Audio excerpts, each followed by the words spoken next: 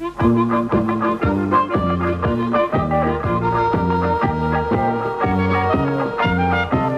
all over the countryside, ask the Leylands, ask the Leylands. Travel all over the countryside, ask the Leyland brothers. Whatever it is that you want to see, ask the Leylands, ask the Leylands. No matter whatever that happens to be, ask the Leyland brothers. Come on, me in and then join in the fun. Travel all over Australia. Ask the Leyland, ask the Leyland, ask the Leyland brothers.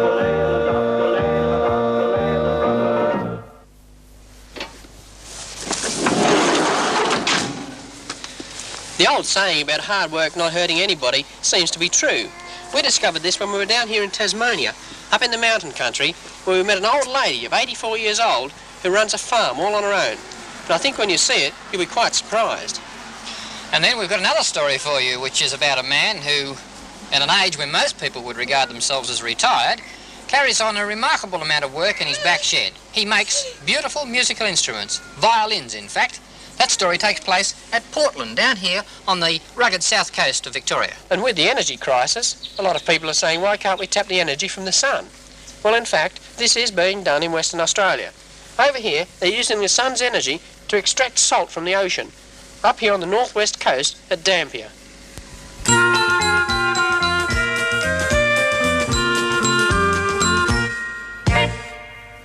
Have you ever heard of a Welsh couth? Not an uncouth Welsh. It's in fact a musical instrument, and there's only 5 genuine ones in the world. This is what it looks like, and it depends on your point of view, but this one could be regarded as the 6th. It was manufactured by a remarkable man who has a talent for building stringed instruments, and it's built by Mr. John Johnston in Portland in Victoria.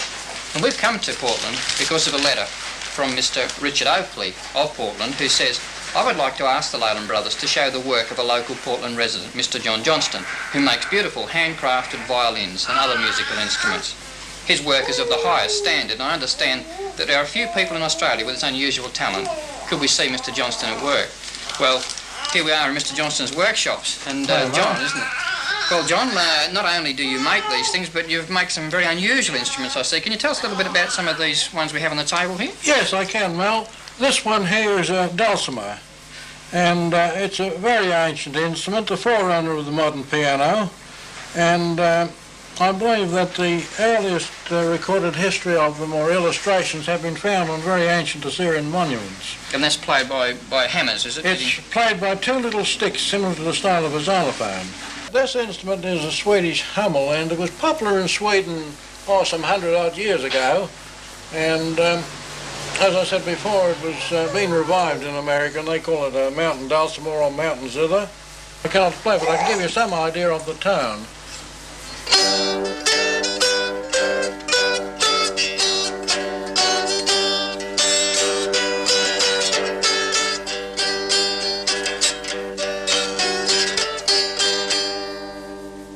Unusual or historic instruments interest Johnny, but his real passion is in creating the finest violins. How do you go about making a violin, John? What's the first step? Well, the first step, because, is to determine what your model is going to be, and having acquired that, such as this here, which is a model of Stradivarius, 1716, then you procure your timber, which is obtained in a block like that. You'll note that it's not completely cut through. That is so that when you cut it through there, you open them out and join them up as this, and you get 2 perfectly matched pieces of timber. And the density of the wood is the same, both the same, whereas if you got it in a long board, the density of the timber further up here could possibly be different to what it is down this end. And after you trace out your model on it, you then cut it out with a jigsaw or bandsaw or fret saw, whatever you have, to that shape. And then you commence your thicknessing then, and that is you plane down with these little planes, as I am planing this cello top, like so.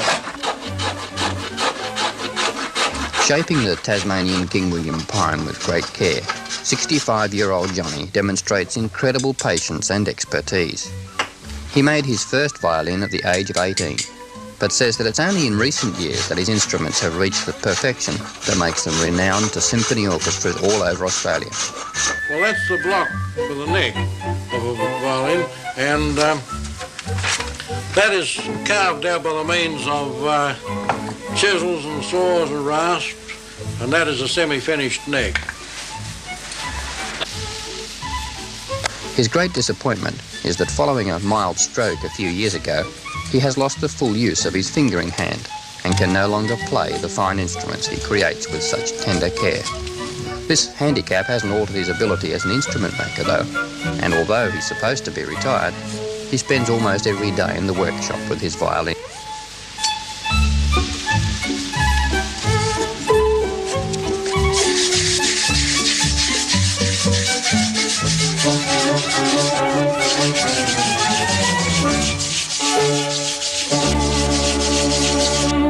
One that is finished. This is completely finished. And that's a viola? That's a viola. And you don't really do this for commercial gain, though, do you? No. I do this because I love making them. And to me, it's recreation. I really love making them. And it's a great deal of satisfaction to me that I can turn out a really good instrument. Well, maybe one day the Johnston violins and violas will be just as famous as the Stradivarius. Who knows? I certainly hope so. I can say one thing, though, it's been a real pleasure to see a craftsman at work, John, and thank you. Nice to meet you too. And I'd like to say to Mr. Oakley, thank you very much for asking the Leyland brothers.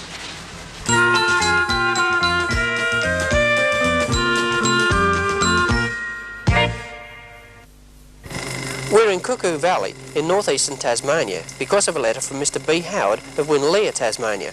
Mr. Howard wrote, I think your viewers would find it interesting to see a grand old lady, Miss Scott, who lives alone and breeds Shetland ponies, which she sells in the local market.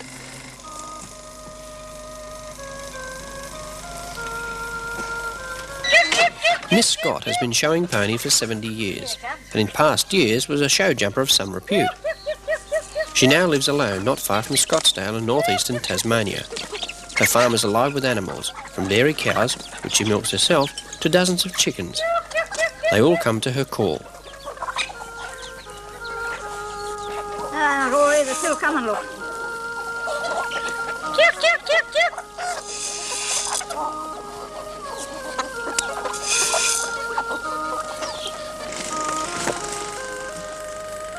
Miss Scott's main love is ponies, in particular Shetland ponies, which she breeds here with no outside help. Come on. Come on, Pixie. Come on. Come on, Pixie. She has a few Welsh mountain ponies as well as the Shetlands. I say one, two.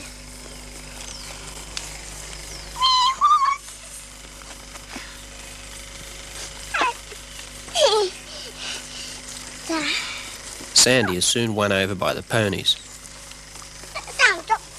Come, Pixie, quick. Want some bread? Hey!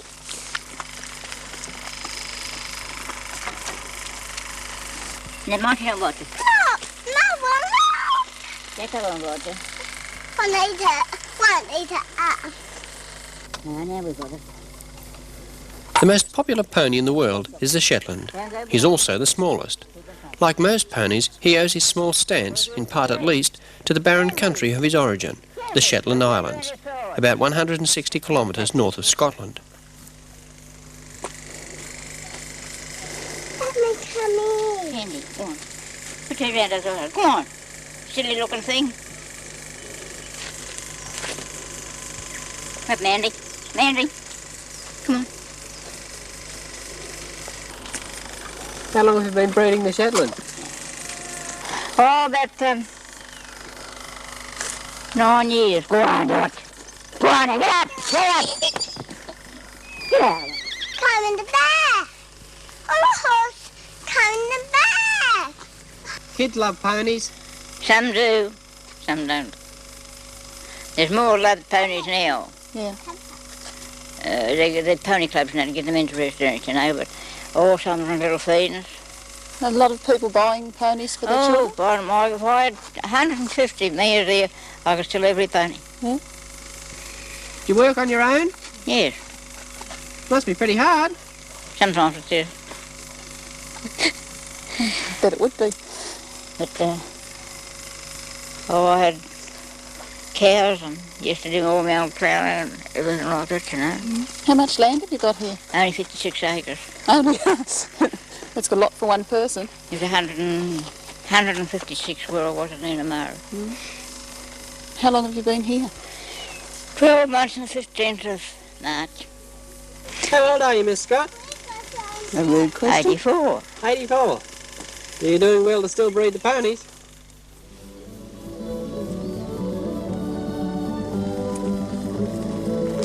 More bread. Kerry and Sandy bring more bread from the car. Feed the pony, Sandy?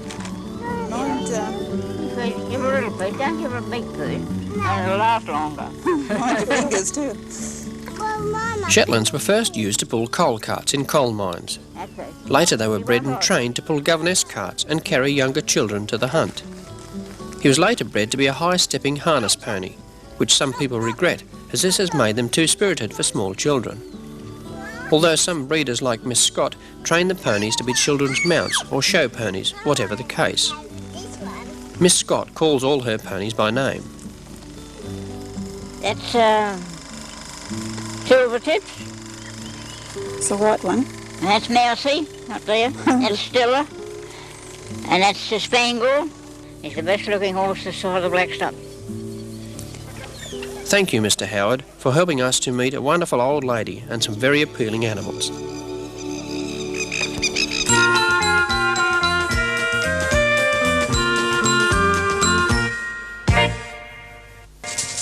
This is ordinary table salt. Have you ever wondered where it came from? Mr. Barry Johnson of Norwood, South Australia, wrote and asked, I would like to see how salt is manufactured in Australia. I've heard about solar salt production in Western Australia and would like to see this operation on television. I'm sure many viewers will be fascinated with the process of salt making. This small container has about 2 ounces of salt in it. Here at Dampier Salt, there's a mountain of salt, and it's over 30,000 tonnes, enough to fill 500 million of these salt containers. Most of this mountain of salt will be used in industry. Only a small amount will be refined for table use. Whatever the final use of the salt, the original source is the same, the Indian Ocean. Seawater is pumped into huge ponds for evaporation to take place. At full capacity, the maximum seawater input is more than 500 tonnes per minute. This pump is between the first and largest pond and the second much smaller pond.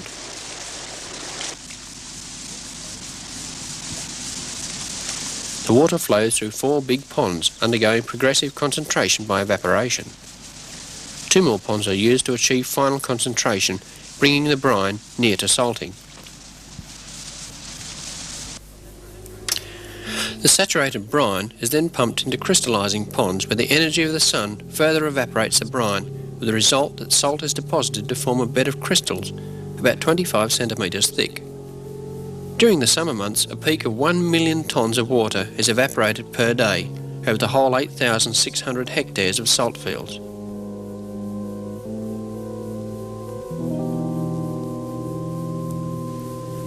Once the salt has completed its crystallisation, it is ready for harvesting. Under the salt to be harvested is a pre-formed pavement of salt that is always left to support the weight of the harvesting machines and trucks.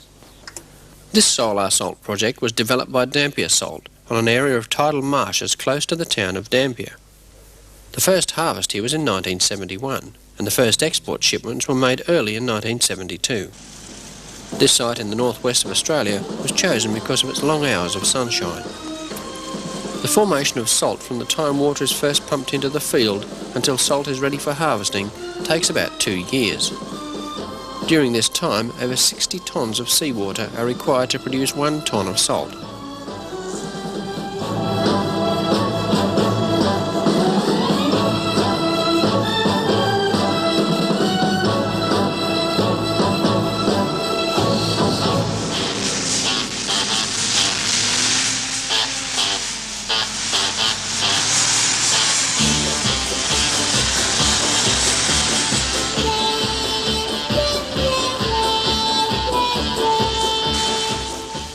Salt is removed from the crystallising pond by mechanical harvesters.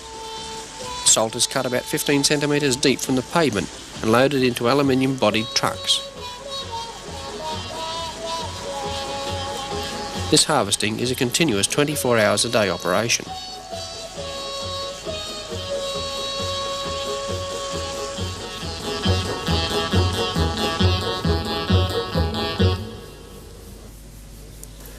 The 46-tonne capacity trucks haul the salt to the washing plant a few kilometres away.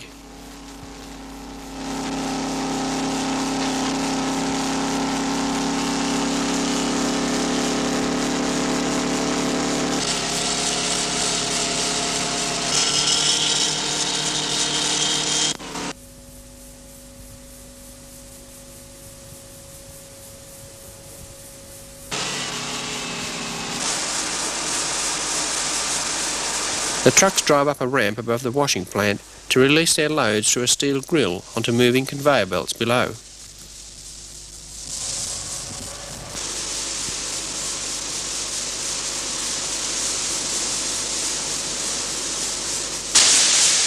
The salt is sprayed with brines to remove impurities.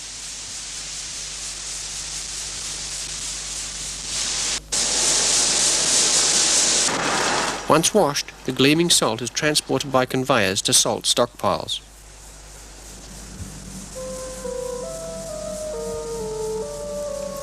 The salt is allowed to drain on these stockpiles for several months. Salt has many uses, such as flavour and preserving food, but by far the biggest user of salt is the chemical industry. In various forms, it is used in making paper, soap, detergents, textiles, washing powder, and in glass manufacture. Dampier Salt's export of salt to Japan is now in excess of 1.5 million tonnes a year. Once dry, the salt is transported to a larger stockpile near the shiploader, 10 minutes drive away.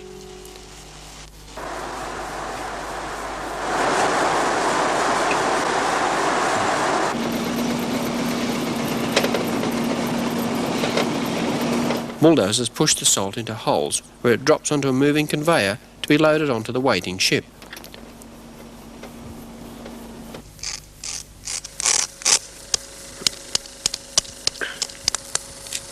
Even the road's made of salt, and it's as hard as concrete. During the making of this road to the shiploader, Dampier Salt discovered some significant Aboriginal sites. Dampier project manager and amateur archaeologist Enzo Varelli explained to us. This is a shell midden, and the shell midden is the rubbish tip of the Aborigines. This is where they left over all the food, the leftovers from the meals. This particular shell midden is characteristic because, as you can see, there are two different layers of shells. On the bottom layer we have a monovalve type of shell, cone type shell like this. On the top layer we have a bivalve shell of the Anadrha family.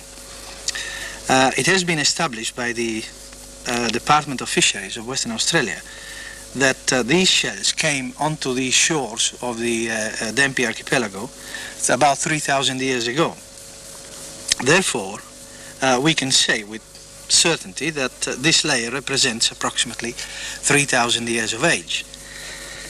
We have done some excavation here, and we have found some charcoal, the remains of campfires, and we have dated the charcoal and found that it was up to 3,500 years of age. So we will continue this excavation and find how old this midden is, which means for how long the Aborigines came to this place here. The shell midden is not the only find. A gallery of incredible rock engravings exist on both sides of the Dampier Salt Road. When surveying for the road, dozens of ancient carvings were discovered, and the company rerouted the road to make a longer journey to the shiploader, but it now bypasses the important sites.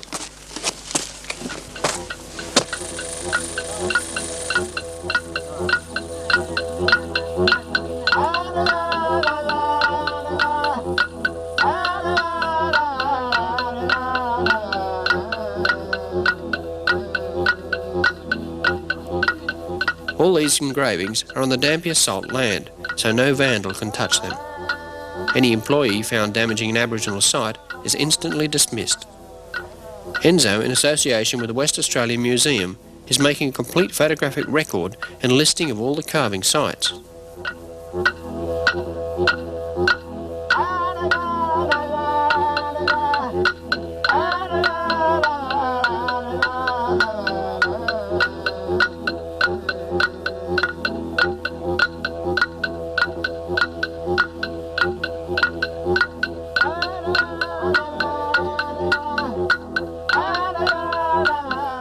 As these engravings have only been recently discovered, not much is known about them or the people who made them. Hopefully Enzo's work and Dampier Salt's concern for them will lead to a greater understanding of these beautifully executed engravings.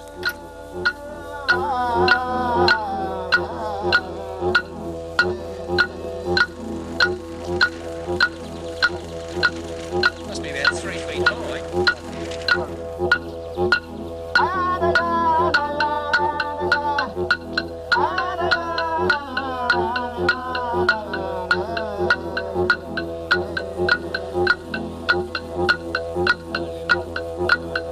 The start of an important export industry was responsible for the discovery of an extremely important Aboriginal site.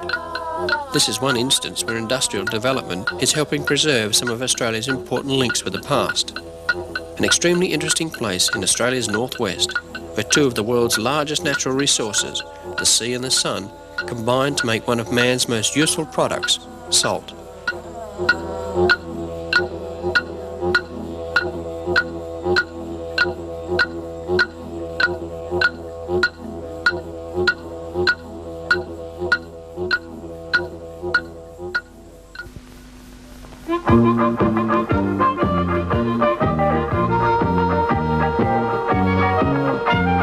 Travel all over the countryside, ask the Leylands, ask the Leylands. Travel all over the countryside, ask the Leyland brothers.